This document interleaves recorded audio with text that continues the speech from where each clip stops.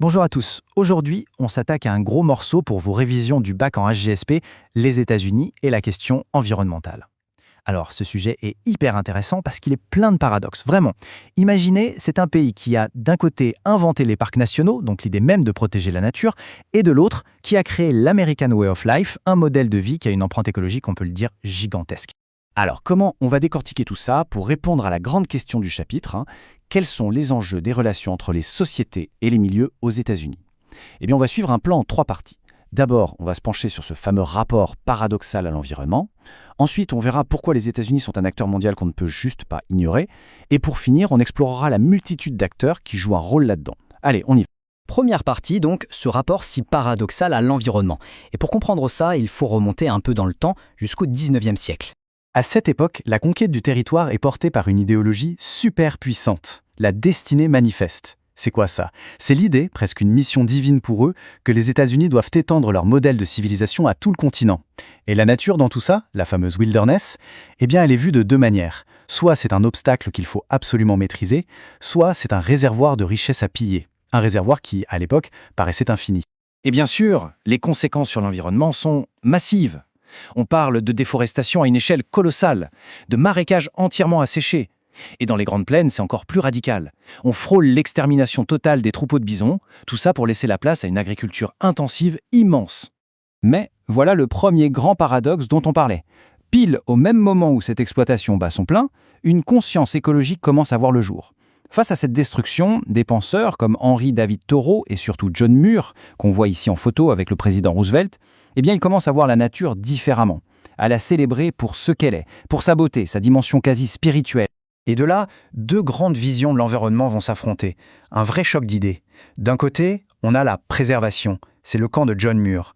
Son idée, c'est de sanctuariser la nature, la protéger de toute influence humaine. C'est assez radical. Et de l'autre côté, on a la conservation, défendue par Gifford Pinchot. Lui, il est plus pragmatique. Il dit, OK, utilisons les ressources, mais de manière intelligente, raisonnée, pour que les générations futures en aient aussi. Ce débat, il est fondamental. Il va vraiment façonner toute la politique environnementale américaine. Et qui va arbitrer ce débat? Eh bien, l'État fédéral et surtout un homme, le président Theodore Roosevelt. Lui, il choisit son camp. Ce sera la conservation.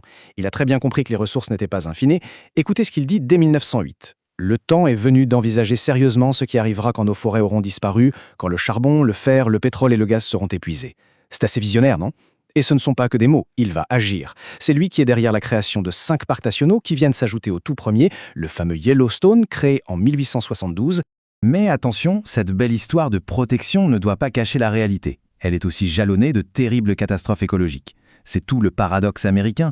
D'un côté, on a l'idéal, le parc de Yellowstone, et de l'autre, la réalité brutale.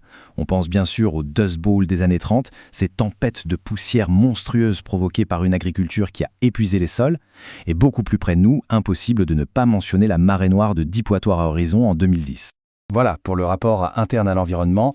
Passons maintenant à la deuxième partie. On va voir que les États-Unis sont un acteur mondial absolument incontournable.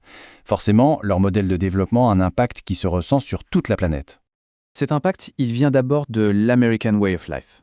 Ce modèle, fondé sur la consommation de masse, la voiture, les énergies fossiles, il a une empreinte écologique juste démesurée.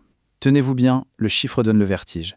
Si la planète entière adoptait le mode de vie américain, il nous faudrait non pas une, mais 5,1 planètes Terre pour tenir le rythme. C'est juste pas possible. Concrètement, cette empreinte se voit dans les chiffres d'émissions de CO2 par habitant qui sont parmi les plus élevés au monde. Et ça s'explique. Aujourd'hui, les États-Unis sont les premiers producteurs mondiaux d'hydrocarbures. Ils le doivent, en grande partie, à l'exploitation du gaz et du pétrole de schiste, une technique, la fracturation hydraulique, qui est extrêmement controversée pour son impact environnemental. Mais, encore une fois, il y a une réaction. Face à cette pollution grandissante, une vraie prise de conscience a lieu aux États-Unis même.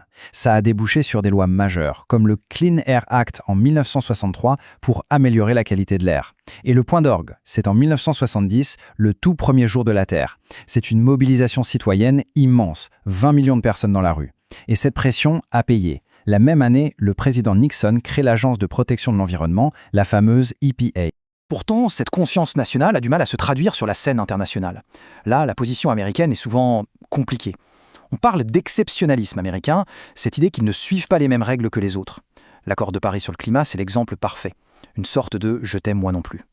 Regardez, Obama a ratifié en 2016, Trump annonce qu'il se retire en 2017, et Biden réintègre le pays dès son arrivée en 2021. Ça donne le tournis. Cette phrase de Donald Trump, quand il justifie son retrait, est très parlante. Il parle d'un accord punitif contre notre pays. Ça montre à quel point une décision de politique intérieure américaine, parfois liée à un fort climato-scepticisme, peut avoir des conséquences absolument énormes pour la géopolitique mondiale du climat. Ce qui se passe à Washington ne reste pas à Washington. Et tout ça nous amène logiquement à notre troisième et dernière partie. Pour vraiment comprendre la situation, il faut voir qu'aux États-Unis, le jeu est complexe. L'État fédéral, le gouvernement à Washington, n'est pas du tout le seul à avoir son mot à dire. Loin de là. Et c'est là qu'on voit toute la particularité et même la force du système fédéral américain. Quand le gouvernement de Trump s'est retiré de l'accord de Paris, que s'est-il passé? Eh bien, d'autres acteurs ont pris le relais. Les États, les grandes villes sont montés au créneau et sont devenus les vrais leaders de la politique environnementale. On a vu par exemple des États former la United States Climate Alliance, en s'engageant, eux, à respecter les objectifs de Paris. L'exemple le plus spectaculaire, c'est bien sûr la Californie. Il faut se rendre compte, à elle seule, c'est la 5e économie du monde. Eh bien, cet État a voté une loi pour viser 100% d'électricité d'origine renouvelable d'ici 2045. C'est un objectif hyper ambitieux. Ça montre bien qu'un État fédéré peut non seulement résister, mais carrément agir comme un contre-pouvoir face à Washington. Alors on a vu les acteurs publics, mais il y a aussi les entreprises, bien sûr. Elles aussi s'engagent de plus en plus. La grande question c'est, est-ce que c'est toujours sincère? Et c'est là qu'on doit parler d'un concept essentiel, le greenwashing, ou éco-blanchiment en français. L'idée est simple, c'est quand une entreprise se donne une image verte pour son marketing, mais que derrière, les actions concrètes ne suivent pas ou pas assez. Un exemple qui a beaucoup fait parler, c'est celui de Google. D'un côté, l'entreprise communique à fond sur ses efforts pour l'environnement. Mais de l'autre, des militants ont révélé qu'elle finançait en même temps des groupes de pression climato-sceptiques. C'est l'exemple parfait du double discours que l'on peut parfois trouver. Et pour finir ce tour d'horizon des acteurs, il y a une dernière catégorie à ne pas oublier, les individus. Des personnalités très influentes qui utilisent leur notoriété. On pense à des artistes comme Leonardo DiCaprio qui a produit le film Don't Look Up, un vrai électrochoc pour beaucoup, ou encore à des personnalités politiques comme Al Gore, l'ancien vice-président, dont le documentaire Une vérité qui dérange a marqué toute une génération. Leur voix compte énormément pour alerter le grand public. Bon, on arrive à la fin de cette analyse de révision. Alors, pour résumer, si on devait retenir une seule idée, ce serait laquelle? Ce serait vraiment celle-ci. La relation des États-Unis à l'environnement, c'est une histoire de tension et de contraste. Des contrastes profonds et qui durent depuis le début.